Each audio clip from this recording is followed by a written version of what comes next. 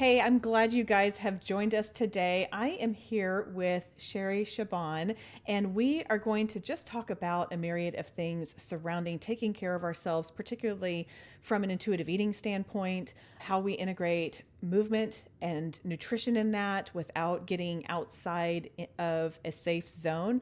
And then also, I'm really excited because Sherry's going to share her story, which is quite remarkable, and I know you're going to appreciate that. Let me tell you really quickly about Sherry before we get on. She is an osteopath and an anti diet health and life coach. She lives in Montreal. She is the founder of the Fall in Love with Fitness podcast, the HitDex app, and Make Peace with Food, the leaders in an anti diet approach that rewires the brain's relationship with food to naturally release body weight struggles forever. With over 23 years' experience in the fitness industry, Sherry is a renowned expert in the most challenging weight loss cases and has helped thousands of people worldwide transform their health and fitness using her revolutionary method to rewire the brain, release self sabotaging, limiting beliefs and patterns, and fall in love with fitness so that weight loss becomes easy, predictable, and enjoyable. Sherry, welcome to Graced Health. Thank you so much, Amy. I'm so happy to be here today. I'm thrilled you're here. And I want to start just kind of zooming out a little bit. I know you have a passion for helping others in their health and wellness journey. Often, our passion comes from our story, our pain. And I know that you have had quite an incredible story. So I was wondering if you could share that with my community. Yeah, absolutely. I will always say that I kind of accidentally fell into health and fitness. And the reason I say that is, well, growing up, I was super involved in sports. I was a child athlete, I was a competitive swimmer. And by the time I got to high school, I was in varsity sports, always competing against the boys, always the MVP of whatever sport I played in. And this all came to an abrupt stop when I was 16 years old. I was struck by a car. And this happened when I was in boarding school. I was going downtown Lugano, Switzerland to buy Pearl Jam concert tickets with my roommate. I didn't see the car coming. And then the next thing I know, I'm waking up in the hospital having absolutely no idea what happened and got this whole entire story, by the way, from my roommate. And so after I recovered and I had abrasions on my face, I was a little bit sore and mangled up from the accident. I went back to basketball practice. And then I started to feel this intense pain in my right glute. And it just wasn't going away. It was getting worse and worse. And then progressively, it started to travel down my leg. And it got to a point where I couldn't walk uphill. I couldn't sit for a long time. And then at one point, I needed help to shower, to change my clothes. And that's when I went to go see the doctor. So I flew back home. My parents took me to the doctor, and that's when I discovered that I had herniated several discs in my lower back and I needed an emergency surgery. And so I had my back surgery, and then I was ready to go back to sports. And that's when my doctor said to me, "Well, sorry, Sherry, you've really damaged your spine. Sports is now out of the question. You're going to have to completely change your lifestyle. Moving forward, light walking on a treadmill will be appropriate." Oof, that was a very bitter pill to swallow. That was the hardest news I had ever taken in my life. I remember just banging my fist so hard on his desk and just being very, very upset. But I listened because that's what the doctor said. And so that led me down this path of trying to discover myself. And I'm 17 at this point, so my social circle is super important. I need to find out who I am. I've always been the athlete and I've always been into sports. Now, who am I? And so I started hanging out with a new crowd who were doing the things that, our parents told us not to do and the things that they always warned us about. And that was just my life for a while. It was chronic back pain, trying to manage the back pain. I was on all kinds of medications to try to control that. And I was partying and then just kind of woke up one day and I'm like, okay, who is this person? At this point, I'm doing my master's degree in chemistry at McGill University here in Montreal. And then I had this big aha moment of just being completely out of self alignment. And so, against all doctors' orders and advice, I decided to sign up at a local gym. I had zero idea what I was doing. I'm a little scientist here.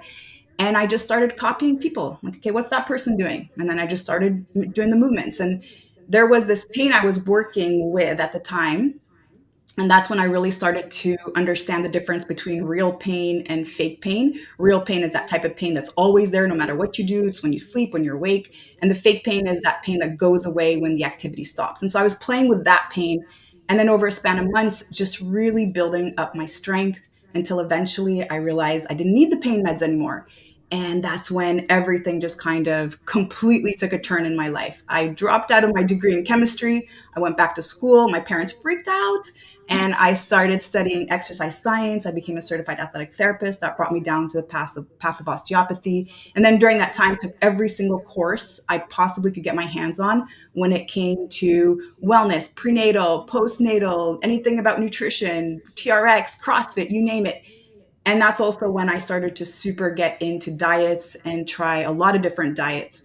And that's also when a lot of my relationship with food started to change. And so what originally started as this path to really help myself and overcome pain and instability and then be able to help others, because I thought, well, if I'm going to help others, I got to learn how to eat and I got to learn how to teach them how to eat. It ended up actually creating a very disordered relationship with food for me. And so when I first started that journey, it was all about calorie counting. And so I started calorie counting. Then all of a sudden everyone's saying fats are bad. I'm like, cool, fats are bad. So I took all those out. Then all of a sudden, this guy came up out of nowhere called Atkins and said, "Hey, fats are good. Actually, the carbs are bad." So I'm like, "All right, carbs are bad. Doom, done." And then it was macros. And then I joined the CrossFit world. And then all of a sudden, everyone's talking about eating like a caveman. So I started eating like a caveman. And then it was the keto. And then it was complete confusion.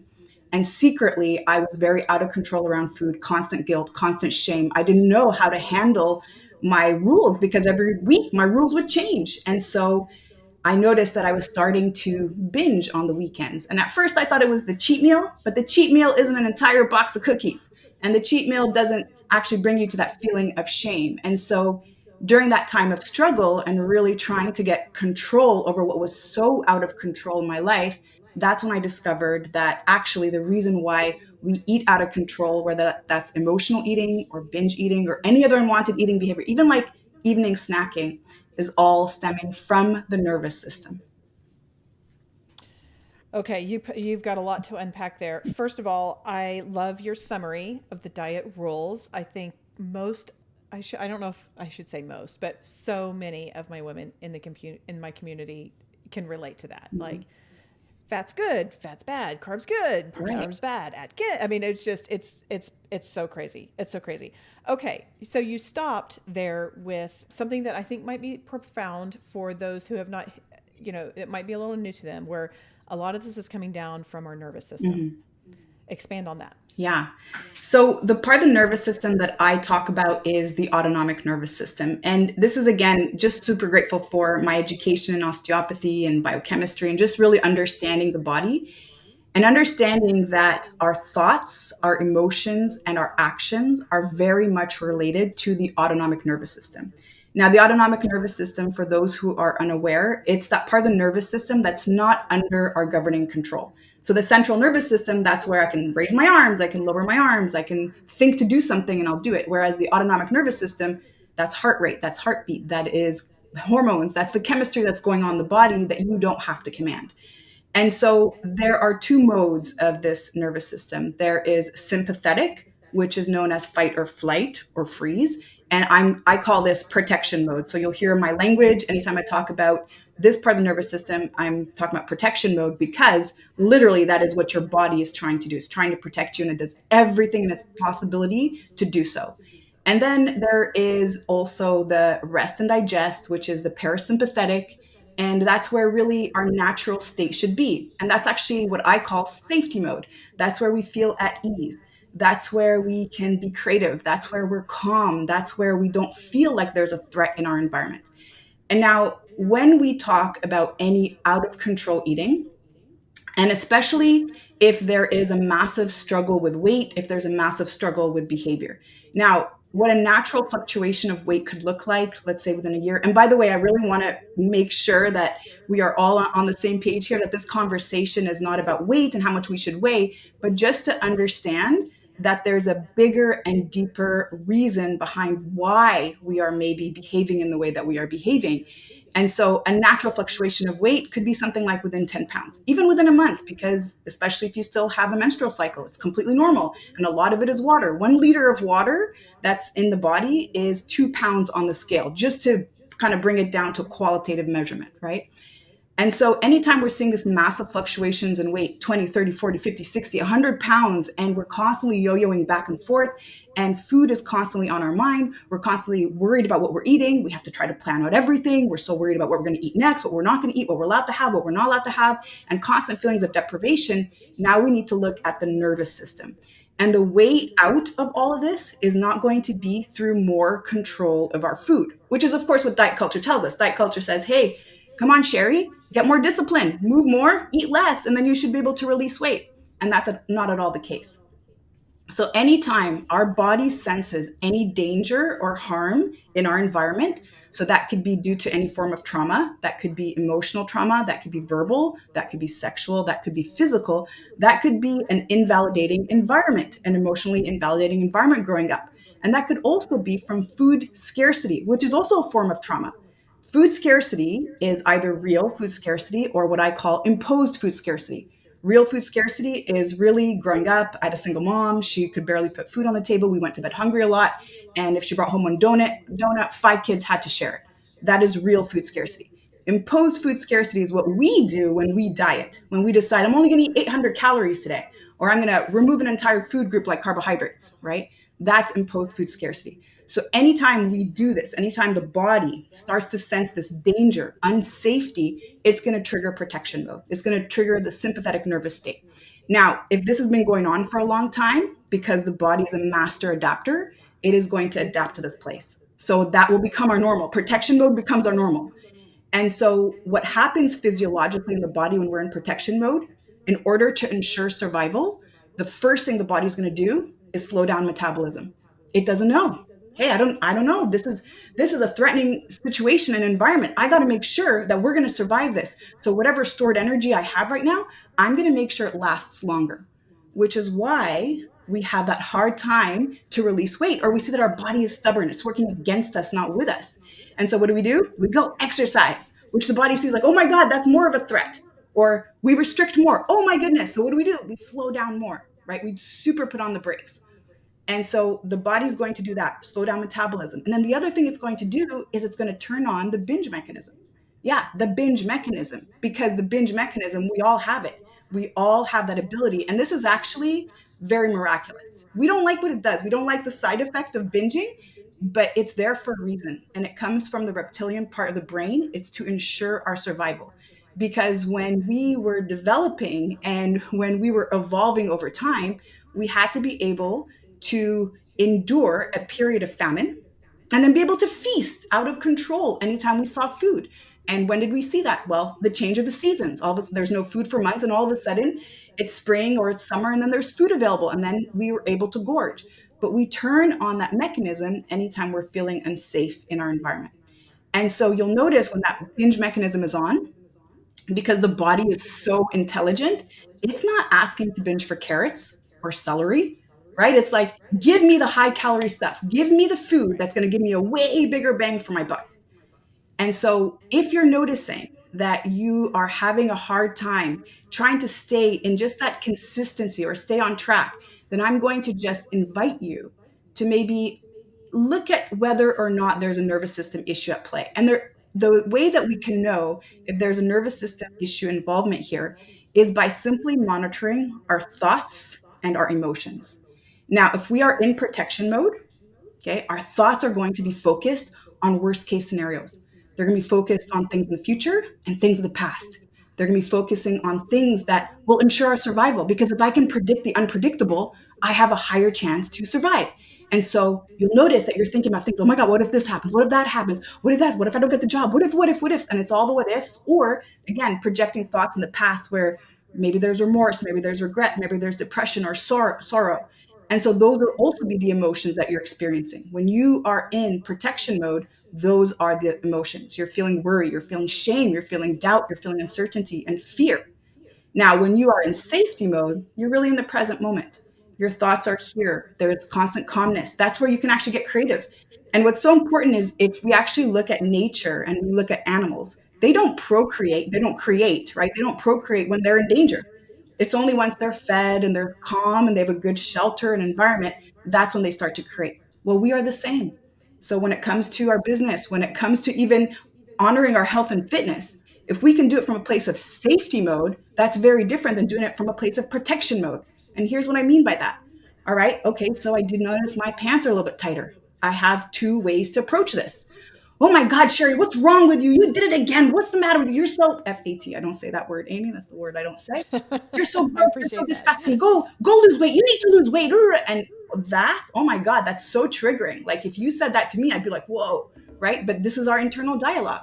And so we head on to the gym with such self-loathing, and then we eat our salads with such self-disgust, right? That's protection mode. That's doing all of the actions in protection mode, which remember, slows down metabolism, turns on the binge mechanism, or we could dialectically approach the situation.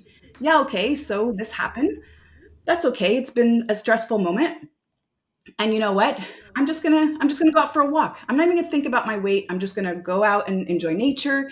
And I'm gonna eat this food because it honors my body and it feels really good. And I'm just gonna really focus on eating the foods I enjoy because if I'm eating this broccoli and I can't stand it, that's not so enjoyable. And so there's two different ways to approach it. And so if we approach our health and fitness journey with such love and such compassion and such honor and such kindness, oh my goodness, kindness that we give so freely to others, we do that for ourselves, that completely changes the nervous system state. And that's when our body works with us instead of against us.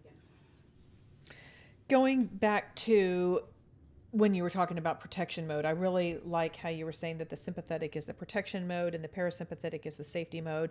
We've had a lot of conversations on the show about that, but I like how you've just simplified that and really brought it in. It reminds me of a conversation I had with now I can't remember what her role is, but her name is Elizabeth Kristoff, and she does a lot of somatic work. And she had a history of trauma, and it was all about like why your tight hip flexors might not be just a tight hip flexor. Like that there's so much going into that of a lot of what you were just saying. And she said she had this light bulb moment of that she realized that her binge eating was actually protecting her. Yes. So anyway, I love it when I have these different conversations and they're threaded together by the same stuff. And I just think I like also how you were talking about monitoring our thoughts and our emotions and the worst, making the worst case scenarios. And I think too, particularly women in my community, we're also dealing with like perimenopause Mhm. body changes, postmenopause body changes, and it's very easy. And will be the first to tell you that I have done it too. Like Mhm. you wake up one day and like that saying that people have said, like it's true. Like I woke up one day doing nothing different and my body has completely changed and it's a lot bigger. And so I think that there's a lot of people who probably resonate with that, and particularly with the self talk that goes Mhm. along with that. And I'm also just thinking, as trainers, there's a joke in our personal training community that like, well, I'm a trainer, but I'm also a little bit of a therapist. I mean, Yeah, right. not really, but I'm thinking, wow, like those who are working with Sherry, they've got they get the extra bonus stuff. So I really love this. I'm wondering if you can share some more about you talk some about your transition to intuitive eating Mhm. and anti-diet, and I really appreciate that. At the beginning of 2024, I put a stake in the sand and I said we're an intuitive eating focused podcast. I personally have been on my own journey, and so we're learning, right? Like we're all in this. And I was wondering if there was anything in particular or just a light bulb moment or something that made you realize like this makes the most sense for me, Mhm. and there's no turning back. Right. Right. So good. So good. I want to just quickly touch on a couple of things that you shared, which will help us segue into this. And one of the things that you shared earlier about your previous guest who realized that her binge eating was actually protecting her. And this is true because on a very primitive level, food for us does equal safety. And especially if we have gone through sexual traumas, we unconsciously are actually creating a barrier between us and the outside world through food. And so this is important to note. And then the other thing too is just this concept of aging, right? We have two options as we age. And this is one of the things that I feel for all of us in society, especially for us women, it's really, really hard to grasp at moments. But aging is a gift. And we have two options. We either age or we don't. And if we don't, it's because we're not here anymore, right? So I've started to embrace that and just really again honoring my body. And there are all these experiments that are actually done on plants to show you the effects of bullying just on plants, just the impact of words. And words are energy, it's a vibration. And if you don't believe me, just go YouTube it, just bullying effects on plants, and you'll see what's going to come up for you. But if you see what happens through just our words on plants, imagine what happens when we use those words on ourselves. We know we don't do that to others, we know what the consequence is. And so if we're just kinder and more loving, it's really is amazing how much the body will react. But when we get to this place where we're like, I'm old, I'm gross, oh my God, everything's sagging, and this is, this is the dialogue at all times, just realize you are being a bully and you are the biggest bully ever. So I just want to just add that there. Good point. That's a great point. Thank you for that. Yeah. Yeah. And so coming back to intuitive eating. So first I'm going to say, before we even get into intuitive eating, if currently right now you are experiencing out of control eating, such as emotional eating or binge eating, and you know what that means, you know that it means anytime you feel a particular emotion, you find yourself at the bottom of a bag of chips or cookies or whatever that is. What I would say is before you start on intuitive eating, I would say take that step back and work on the unwanted eating behavior. And the reason we have unwanted eating, again, whether that's emotional eating, compulsive overeating, binge eating, is because we are coping with something that we are uncomfortable to sit in. And what we try to do as humans, our human behavior is we are always trying to move away from pain and move towards pleasure. And it doesn't have to be physical pain, but anything uncomfortable. So I hear uncomfortable news. Let me eat something. I hear uncomfortable news. I'm going to smoke a cigarette. I'm going to hear uncomfortable news. Let's go shopping. I'm going to turn on the TV. And so if you're able to sit in that and you're able to manage your emotion, then you're going to be able to move into intuitive eating. Because if I'm currently now an emotional eater or a binge eater, and then I start intuitive eating, well, I'm going to get the wrong signals. So my signal to eat is going to be an actual signal to binge eat, right? It's not going to actually be intuitive. And there's a way to distinguish between real hunger and what I call mind hunger or emotional hunger. When we're really hungry, there is a physical sensation in the body. It starts at the stomach and then it goes away. And then the next time it comes back, it's a little bit more intense and it goes away and we start to get cranky. And when we are really hungry, we're actually craving real food. So we're actually looking at a meal, we're thinking about a meal. Whereas emotional hunger is an immediate onset. It is intense and it is very specific. And generally, what it's asking for is, again, those foods that I just explained earlier when we're in protection mode. It's the high calorie food that give you instant energy. And so I see this often. Those of us who are starting their intuitive eating journey, they end up actually exasperating their binge eating or emotional eating problem because what they actually need to address is exactly what you said earlier, Amy. It is the trauma that's driving the eating. And that's hard work. I'm going to say that's not easy work. That is work that really all of us have to do. We are walking byproducts of the traumas that we've had in our lives. And if we learn how to sit in those emotions, and what does that mean, learn how to sit in the emotions? Well, maybe we grew up again in an environment where emotions were not easily accepted, right? Let's say my parents Egyptian, they moved to Canada. Life was tough. Let's go. Nobody sits there and cries. We work hard. Come on, right? So you don't learn how to manage those emotions. Or maybe, let's say, growing up, your mom always congratulated you with ice cream when you did something great. Or when it was a really bad day, there was also ice cream. And so, again, there wasn't a management of emotion. And so, emotion is energy in motion. And when we look at energy, it looks like this sine wave. You remember back in calculus when we did the sine waves, Uh huh. there's an upward Uh huh. inflection, a downward inflection.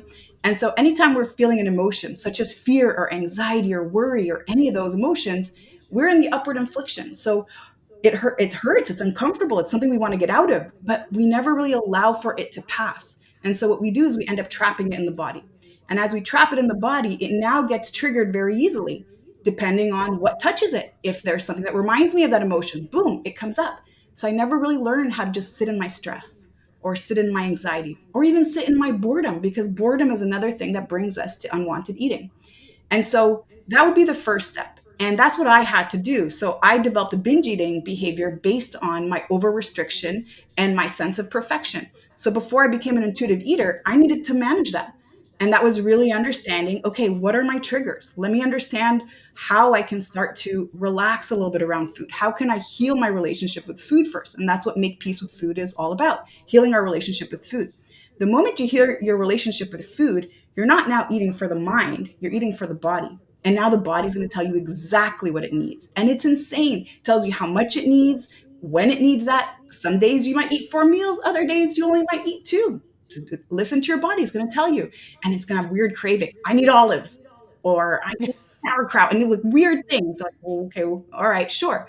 So when you get that place, when you start to listen to your body, and you're able to have this also beautiful relationship with desserts and with chips and all the foods that are fun, because that is what life is about. It's about being in the moment and enjoying it.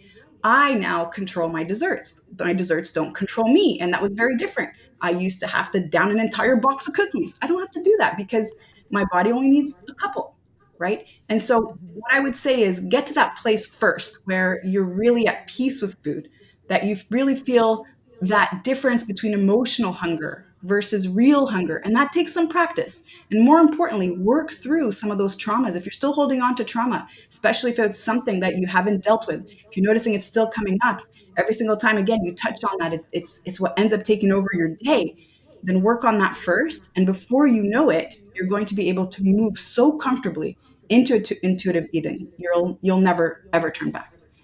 Yeah. Yeah. Good. Good Good stuff. stuff there. Okay. Okay.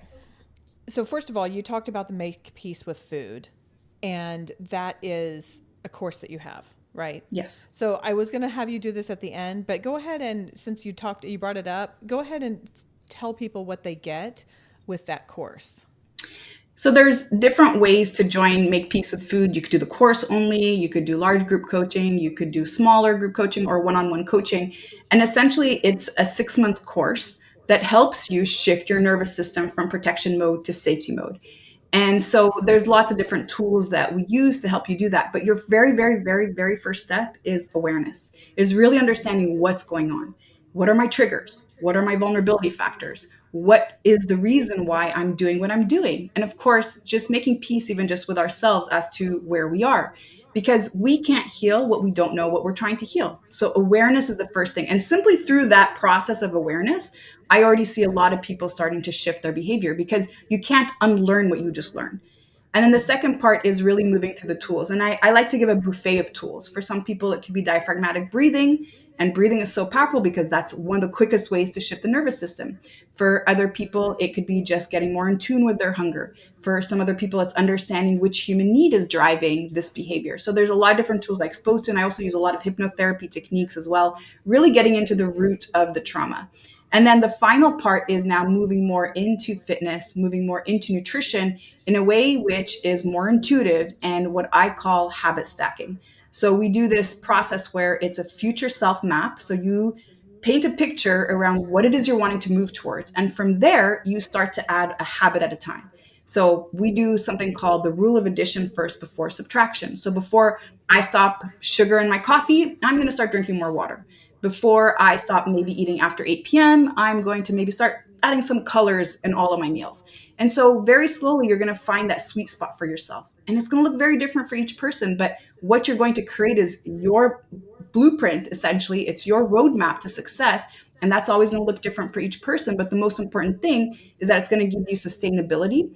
And you're not focusing on how many calories in, how many calories out, and what the exercise is about. You're really focusing on the habits that resonate and align with you the most.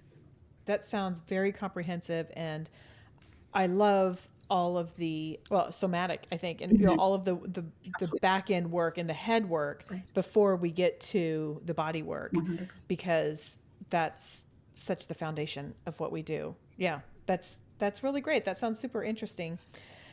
Okay, I would like to hear, and so I hope I'm not like skipping ahead to the end of the course here of what you provide with the course.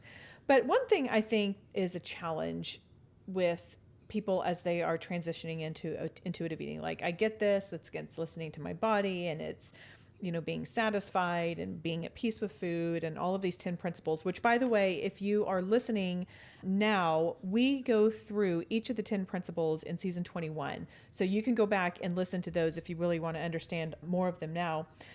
But then it's like, okay, well, also, I know that as a 50-year-old woman, I need to be doing some strength training.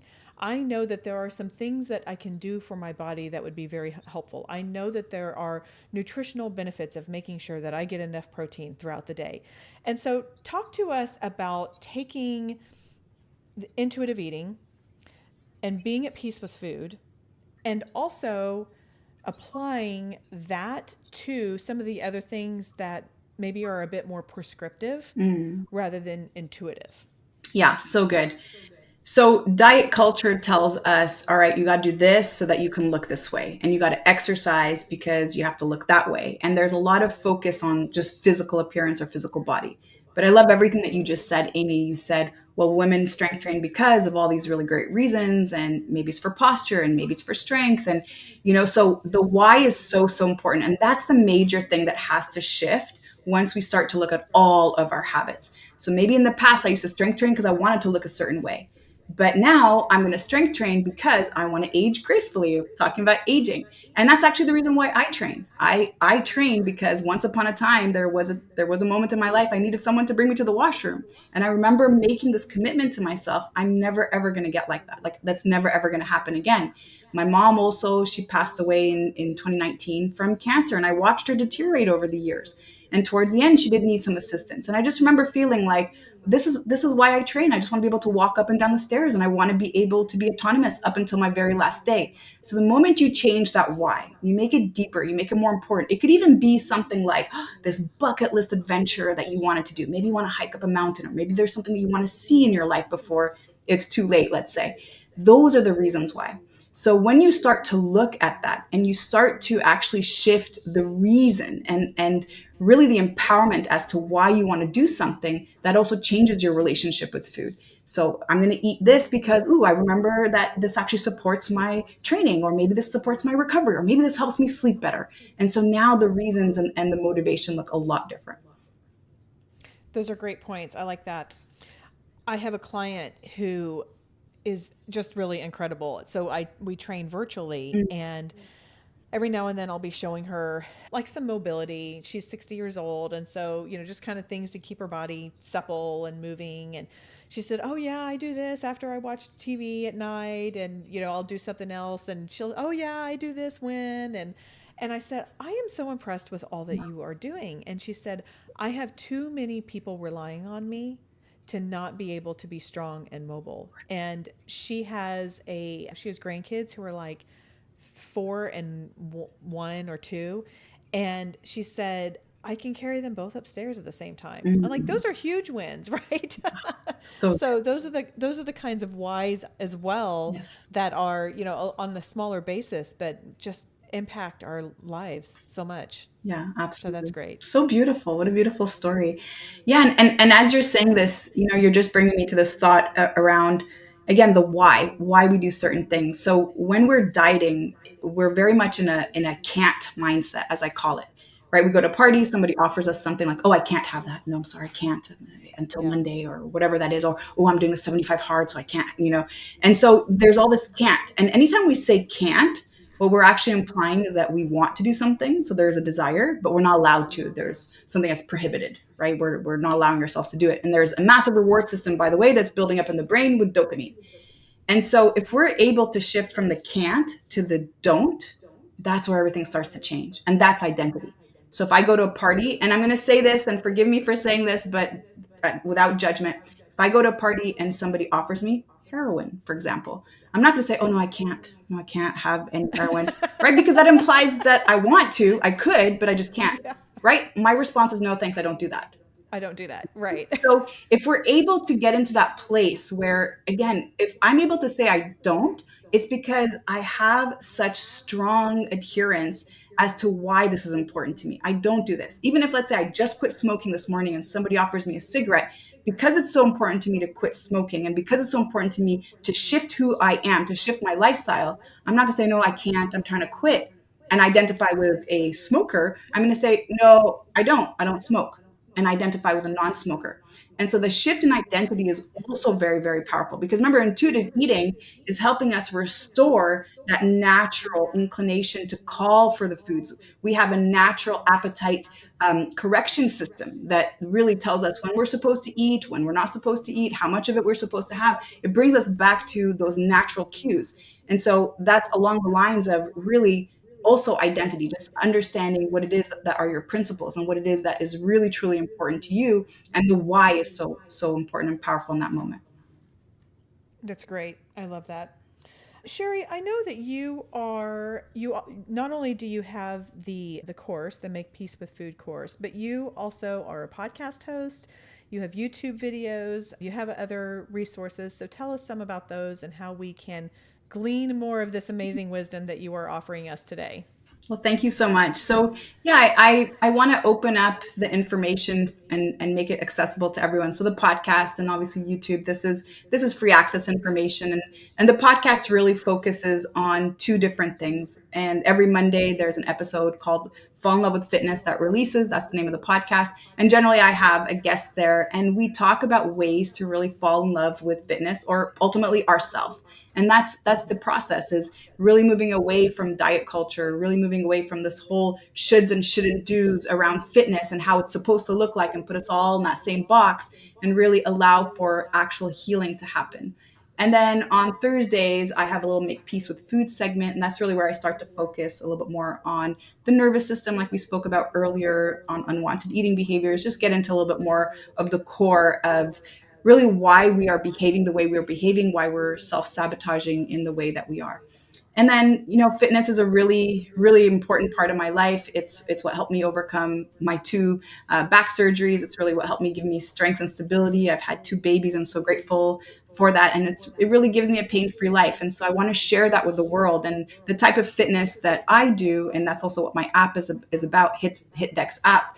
It's about short workouts with very minimal equipment that are only 5 to 12 minutes long. And so I know we're all busy and we got things to do. And instead of driving to the gym, it's really amazing what you can accomplish in your own house on a small yoga mat in just 5 to 10 minutes. And so that's the message that I want to share with the world. It's really breaking all the stigmas that we have around what fitness should look like, and that we need hours and hours in order to really be able to honor our health. And it's simply not true.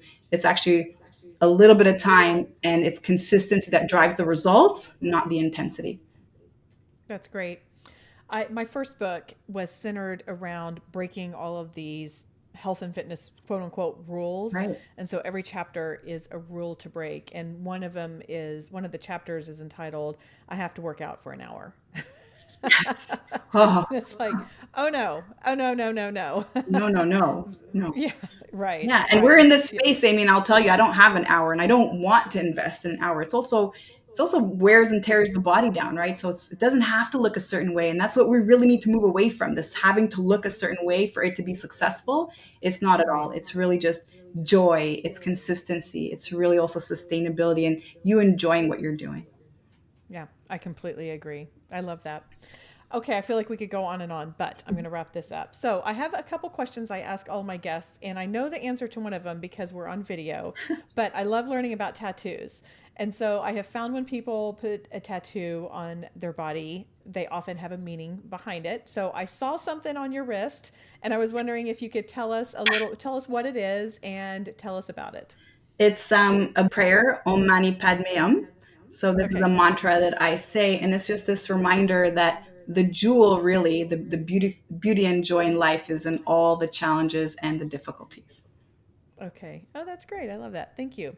Okay, so is there anywhere else that you would like for people to connect with you? If anybody would like to reach out for questions, they can always find me on Instagram at Sherry Shaban Fitness. And then if you wanted to download a workbook to really work through some of the things that we spoke about and really understand what's behind the unwanted eating behavior, I have a free download at makepeacewithfood.com. And that's a great way also to start your journey if you feel like anything that we spoke about has resonated with you today. Sounds great. Okay, Sherry, I'm going to let you have the last word. What is the one simple thing that you want us to remember about today's conversation, big or small? Oh, consistency first, then intensity. And that really is the way to any sort of success or results. Just stay consistent, make it small, and make it repeatable. That's great. Okay, that's all for today. Go out there and have a graced day.